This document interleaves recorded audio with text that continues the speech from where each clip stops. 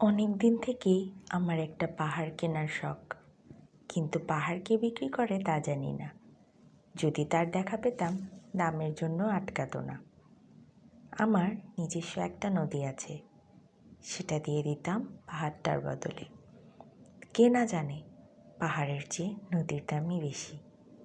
পাহাড় স্থানও, নদী বহমান। তবুও আমি নদীর বদলে পাহাড়টাই কিনতাম, কারণ আমি ঠকতে চাই। নদীটাও অবশ্য কিনেছিলাম একটি দ্বীপের বদলে। ছেলেবেলায় আমার বেশ ছোট্টখাট্ট সিমসাম একটা দ্বীপ ছিল, সেখানে অসংখ্য প্রজাপতি। শৈশবে দ্বীপটি ছিল আমার বড় প্রিয়।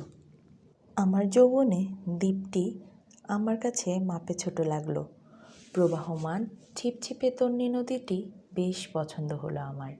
বন্ধুরা বলল, ওইটুকু দ্বীপের বিনিময়ে এত বড় একটা নদী পেয়েছিস, খুব জিতেছিস তো মাইরি। তখন জয়ের আনন্দে আমি বিহ্বল হতাম।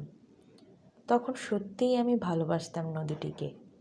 নদী আমার অনেক প্রশ্নের উত্তর দিত, যেমন, বলো তো আজ সন্ধেবেলা বৃষ্টি হবে কি না। সে বলতো, আজ এখানে দক্ষিণ গরম হাওয়া, শুধু একটি ছোট্ট দ্বীপ বৃষ্টি। সে কি প্রবল বৃষ্টি, যেন একটা উৎসব। আমি সেই দ্বীপে আর যেতে পারি না।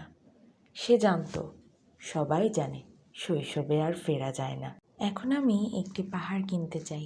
সেই পাহাড়ের পায়ের কাছে থাকবে গহন অরণ্য। আমি সেই অরণ্য পার হয়ে যাব, তারপর শুধু রুক্ষ কঠিন পাহাড়, একেবারে চূড়ায়।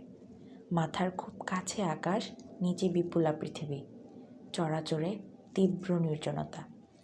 আমার কণ্ঠস্বর সেখানে কেউ শুনতে পাবে না।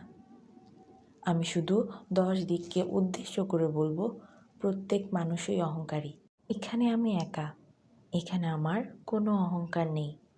এখানে জয়ী হবার বদলে ক্ষমা চাইতে ভালো লাগে। হে 10 দিক, আমি কোনো দোষ করিনি, আমাকে ক্ষমা করো। আবৃত্তি করলাম সুনীল গঙ্গোপাধ্যায়ের পাহাড় চূড়ায় কবিতাটি। এই কবিতাটি ভীষণ ভীষণ সুন্দর, বাট কিছু লাইনের সাথে আমি একমত নই, তাই ওই লাইনগুলো আমি স্কিপ করেছি। আশা করছি আপনাদেরও ভালো লাগবে।